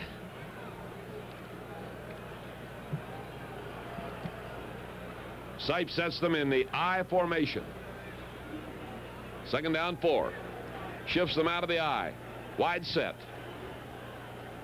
Gives the ball to Mike Pruitt, trying to get outside of the left. He is corralled and ridden down at the 50 by Lauren Taves. Lauren Taves going after him. Taves shaken up now. Dennis Winston gave help on the play. And Robin Cole is up and alerted. And they're going to let Taves stay in there. Boy, oh boy, has he come on this year. He's taken a lot of abuse. Oh boy, he is. So many people are saying, I was wrong about Lauren Taves. Everybody's admitting it. He is a super young man. Strong right formation. The shift off of the I. Rucker is right. Logan is left. And the give is straight into the middle. And Mike, is that Mike Pruitt wiggling in there? He may have the first down. Looked as though he was stopped, and he gave it a fine second effort. Joe Green, Lauren Taves, Steve Furness. Mark it at the Pittsburgh 48. First down, Cleveland's 14th. Let's look at him again. Greenwood, Green, Furness, and White up front. Furness, the 7-year veteran from Rhode Island, who was injured in the warm-up for the opening game of Buffalo when his ankle was stepped on. Sipe is back. Sipe throwing down the middle. Leaping catch by Ozzie Newsome, the Wizard of Oz, makes the great catch at the 31, and he's knocked down by Mike Wagner and Jack Ham. Boy, they have got a prospect there. 6'2", 225, and he goes up. And that is a 17-yard reception and a first down. Ozzie Newsome out of Alabama, #1 draft pick. And that was some kind of catch. You know who's playing good against the run today? The Mad Dog is Dwight White. He's playing a bang-up game against the run. 4-3 with a backer pulled up on each flank. Winston in the middle. Sipe goes back. They're not getting to him. Green almost had him. Fires, and it is incomplete. At the 17-yard line. The pass was to Mike Pruitt, and Lauren Taves hit him. The ball bounced up in the air and fell down incomplete, as Taves put a good strong hit on Pruitt. 21 passes thrown, 13 of them completed, many of them for short yardage. They've had 2 intercepted, one by Blunt, one by Wagner. Blunt getting his 2nd interception, and Mike his 1st of the season. Cleveland moving left to right in the final period at the Steeler 30-yard line. 12:25 to play in the ball game. Pittsburgh leading 27-7. Here's Sipe looking, then throwing short down to the 25. Juggled there by Pruitt. I think he held on to it as he was hit behind. He juggled it long enough. He got no additional yardage. They give him the 24-yard line, and Taves came up and wrapped him at that point. So it's a 6-yard gainer. 2nd down, 3rd down and 4. 14th reception out of 22 passes, and Mike Pruitt has caught 2. Greg Pruitt has caught 1. All right, they split the tight end. They have Logan split left. It looked like Rucker started early. Here's Sipe throwing, and he overthrows Newsom. Newsom double covered by Donnie Shell and Mike Wagner going into the end zone, running straight down the middle. And Reggie Rucker jumped the snap. And Sipe himself was starting early, backing away from the snap before he got it. So you knew he was going to throw the football. And, of course, after starting this drive with the ground game, he has now gone almost exclusively to the pass, which is dictated because he doesn't want to eat up that clock. He needs time. Pittsburgh apparently is going to decline the penalty. Illegal procedure. It is declined. So that will be an incomplete pass in the record book. 4th down and 4. Cleveland has no choice but to go for it at this point. At the Steeler 24-yard line. Sipe has his setbacks wide. Everybody's going downfield. Sipe whips it hard to the 18-yard line, caught by Cleo Miller. Came out of the backfield, made an abrupt cut in, and he has enough for the 1st down at the 19, penalty marker down. Tackle made by Dennis Dirt Winston. Here's the signal. Holding call against Pittsburgh. Defensive holding. Put the ball right where it is. They can either take it or leave it. It'll be a 1st down either way, right on the same spot. In fact, they're better off to decline to get extra inches, I think. Here's the signal. Defensive holding, and they do decline. So they get a completed pass. Their 15th. Miller caught it, and that is the 16th 1st down for the Browns at the Steeler 19. 27-7 in favor of Pittsburgh. 11:31 to play. Slot right formation. Sipe stays in the pocket, throws the end zone. Rucker is there, and he takes it for the touchdown. Rucker out beyond Donnie Shell, right at the post. And Reggie Rucker pulls it in on a 19-yard strike. Brian Sipe to Reggie Rucker. Well, Rucker has not been a big factor in the ball game to this point. He had caught 1 pass earlier. But he is tough. The Steelers will tell you that. 6-year veteran from Oklahoma. And that time the Browns sent not only Reggie Rucker, but Keith Wright as well toward the post. Right, they were coming in together. Yeah, and Shell was having to cover Rucker, wasn't able to do it as Johnson had Keith Wright. So here comes the extra point attempt. Rucker's 19th catch and his 4th touchdown catch. Extra point try by Don Cockcroft is good. So the Steeler lead stands at 27-14, and we'll be right back. Larry Anderson is down deep. Cockcroft has it teed up at the 35. He'll kick off left to right. The sun shining brightly. Here comes Cockcroft, and it sails downfield, and Anderson chases after it on a high bounce at the 4. And he's up over the 10, trying to get outside. 2 men after him. Now a whole bunch have him at the 15. Down he comes. Ricky Jones on the hit. They're trying to uncover Larry. And there he is at the 15-yard line. Also underneath Ricky Feature. Feature has been another very consistent force on the coverage this afternoon for the Cleveland Browns. Now you've got to take the football and move it. Harris and Blyer are the running backs. Bradshaw with Swan and Stallworth wide. Gives it to Rocky. Had the hole over the left side, and it closed up quickly. Gerald Irons and Tony Peters saw what was developing. And they read it and closed in on Blyer at the 17. 2-yard gain, 2nd down 8. And if Rocky could have cut inside quickly, he might have made some good yardage, but he doesn't have that quick cutting ability that Franco Harris has, and of course few people do. 2nd down, 8 yards to go. Pittsburgh at its own 17-yard line. Stallworth to the near side, Swan to the far side. Swan's the flanker. Wide set in the backfield.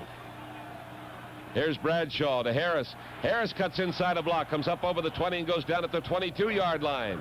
Franco Harris on a tackle by Gerald Irons and Tom Darden. Gerald Irons, 6'2", 230, plays the right side linebacker position for the Brownies. Blyer goes off the field, and T. Bell comes back as the 3rd wide receiver.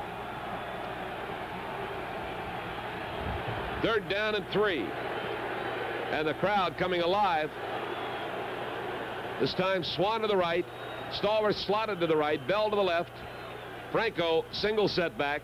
Here's Bradshaw back there, looking, throwing, and it's incomplete. Stallworth went down and over. Tony Peters diving in front of him. Would have liked to have had the interception. It's an incomplete pass, and now punting time. Peters was playing the interception, I do believe. Bradshaw has not thrown one today. He threw only 5 in the first 6 games. That's terrific. And this has hurt the Browns. They haven't been able to get that turnover. It's frustrating to you when the guy simply is throwing no interceptions. Craig Colquitt standing at his own 9-yard line. The punt will carry right to left. Keith Wright is deep. Here's Colquitt. They do not give him a rush.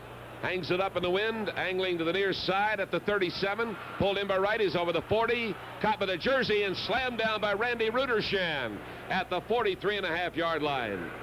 42-yard punt. And Rudershan grabbed him by the shoulders and whipped him down to the turf. Cleveland has the football. And Steelers football continues after this timeout. Well, the Philadelphia Eagles have upset the Washington Redskins 17-10. The Redskins had been one of the league's 3 undefeated teams. And I see that Buffalo is out in front of the Houston Oilers at the halftime, 10-7. Green Bay 35, Seattle 28. Seattle coming back. That's in the 4th quarter. St. Louis in the 3rd period leading the Dallas Cowboys 14-7. Would you ever have believed that? Bud Wilkinson making a comeback.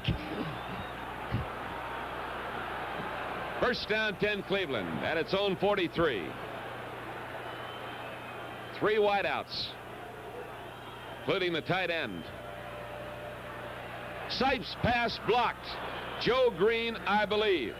Shoulder to shoulder with Steve Furness. They were in there, and up went the arm, and down with the ball. I couldn't see which one of them got it, but one of them did. You're right. They were both on top of Sipes, and this is a critical stage of the game for the Steeler defense. Sure, the Steelers got a nice 13-point lead, but of course simple mathematics tell you that the Browns need 2 touchdowns to win this ball game, and they've got 9 minutes and 37 seconds. That's enough time, so this is an important Steeler defensive stand. All right, the defense is set. 4 down linemen.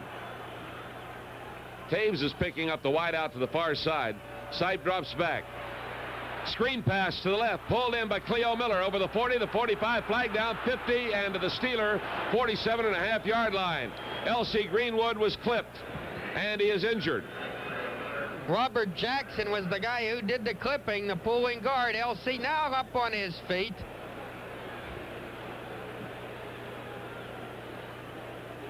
Boy, people gripe and talk and carry on about dirty playness and that. It's not dirty play, it's just intense play, and you see it in any game on either side.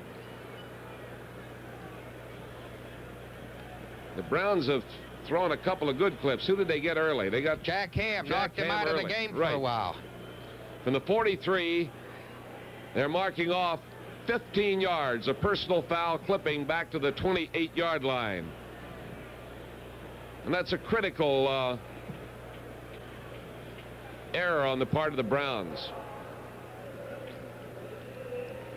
All right, the call against Cleveland, and the Browns now look at 2nd down 25. 9 minutes, 28 seconds remaining, and when we get down to the final minutes, remember the Browns have used up one of their timeouts. They only have 2 left. Furness comes out, and Tony Dungy is in as an extra defensive back. Second down, 25. Sipe from his own 28-yard line wants to throw again. Chased out of the pocket. Running to the right. Now heaves one to the near side and broken up beautifully at the 45-yard line by Donnie Shell. They hit it on the money to Reggie Rucker at the 45, and Shell geared it perfectly as Rucker took the ball. He hit him from the rear and broke it up. You betcha. Nice play by the Torpedo, coming up over the top. So the Browns, third down and 25 yards to go. Big play. You know, if you can shut them off here and make them punt and then get good field position after the punt, then you got them with the horns for the moment. You betcha. You betcha. All right, Sipe with wideouts both ways. He has Newsom split out about 4 yards. Sipe is back there. He's got time. Green fighting to get to him. Now Sipe comes out of the pocket. Now he's running around back to the left. He's still looking, throwing downfield, and it is caught by Rucker coming back near the 50. Runs all the way back to the 46 and is knocked down. Wowee. Reggie Rucker was floating around. Somebody made a play, but the ball couldn't reach it. He caught it at the 50, came back, and Dennis Winston and Jack Ham knocked him down at the Cleveland 46.5-yard line. He was close to making those sticks where he caught the football, but he came back the other way, so he misses the first down by 7 yards, and it's fourth down with the Browns presumably. Well, I don't know. No, they're not going to punt. Fourth down and 6. They're going to go for it. Dungy goes off the field. Furness is back. All right, Rucker is back there. Here comes LC trying to get to him, and he fires downfield, and it is incomplete at the 30-yard line.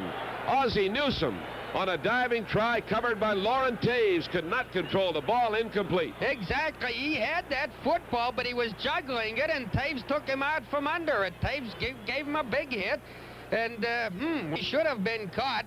And the Browns would have really been in scoring 25-yard line, but as it is, they turn the ball over to Steelers at the Cleveland 47, and we'll be right back.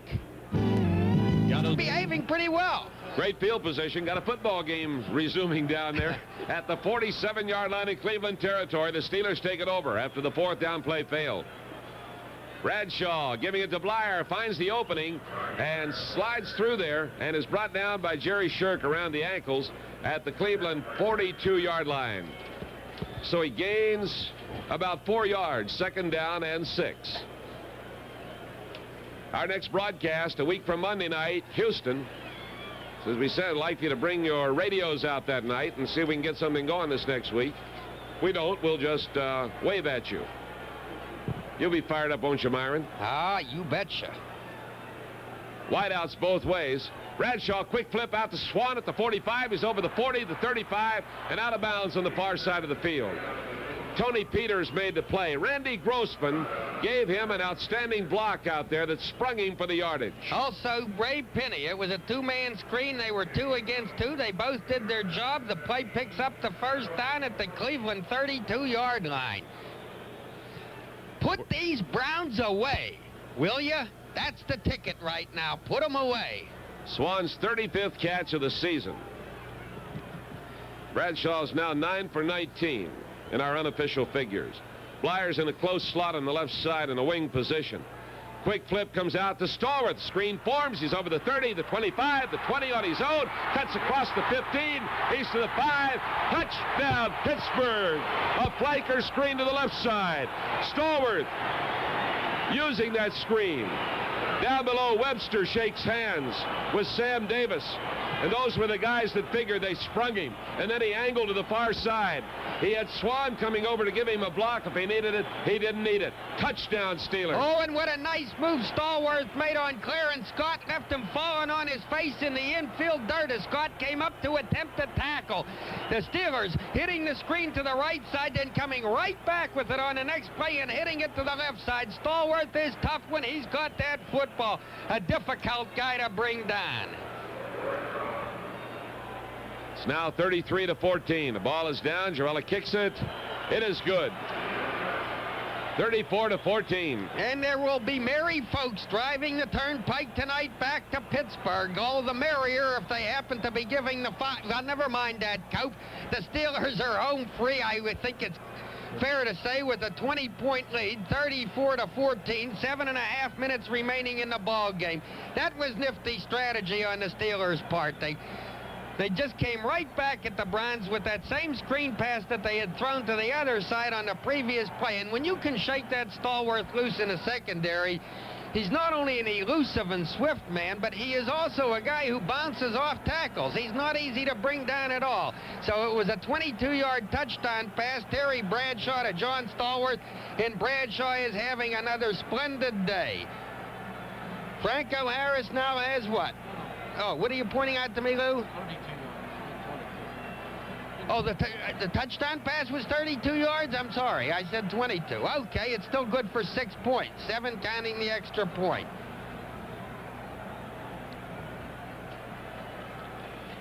How many yards did the Swan play carry on the screen right? That was a 10-yarder. They went right for 10 yards, left Stallworth for 32 yards, and the TD. Roy Girella, who is just kicking perfection, that's all. He is a picture. And of course, earlier in the ball game, Bradshaw had thrown a touchdown pass to Lynn Swan. So he's in with 2 touchdown passes today, and he keeps destroying enemy secondaries. Right to left, here is Girella kicking it. Down to the 8. Here comes Keith Wright, out over the 20, the 25. Runs into trouble at the 30 and sinks down to the turf. Well, by golly, Robin Cole came up with a football. Cole started running. He was whistled down. He did a little dance. Now Cole is upset. He can't afford to get thrown out. Cole turned around to talk to somebody and had his hands on the official's back. The official was bending over to pick up the ball. And Robin was leaning on him like he was leaning on a table at a board of directors meeting.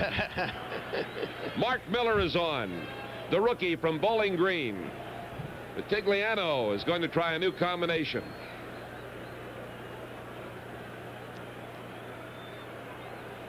Miller came on for 1 play early. I think he was sacked. He's back there looking, throwing to the open man coming out of the backfield at the 35. That's Mike Pruitt. They give them that little short shot, and Ron Johnson makes the play on Pruitt. If you read between Sam Ritigliano's lines, you have little doubt that Mark Miller is the quarterback of the future here in Cleveland. He talks about the necessity of getting him game action. That's his first pass, according to their stats. Well, he has been in ball games very briefly, but in any event, Ritigliano this past week particularly had been talking of the importance of getting him in there. So he'd been used as a running type quarterback, and that was his first pass throw. And here's a handoff. Fumble on the play. Mike Pruitt coughed it up, diving for the ball, and it goes over to Cleveland. Cleveland maintains it. Jack Ham standing there shaking his hands in despair.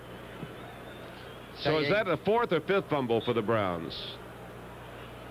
Stats become meaningless when you start enjoying this ball game. Greenwood is out. Beasley is in. Green is out. Gary Dunn is in. Perness and Banaszak. So Beasley is playing the defensive left end. Young man from Virginia Tech. Gary Dunn, left tackle. Steve Perness, right tackle. John Banaszak, right end.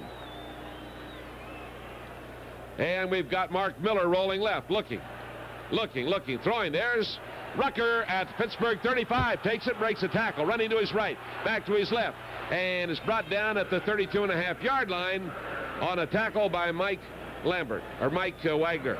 Dennis Winston had a shot at him. Wow. Winston had a shot, and Wagner brought him down at the still ever census. Let's pause for Pittsburgh, 1250 W. Who was used sparingly in the first half, caught 1 pass. He's added 3 in the second half. He's got 4 completions. And Mark Miller is back. Now he's running. Look out, the 35, the 30, heading for the sideline and out of bounds at the 26-yard line. Mel Blunt on the coverage over there.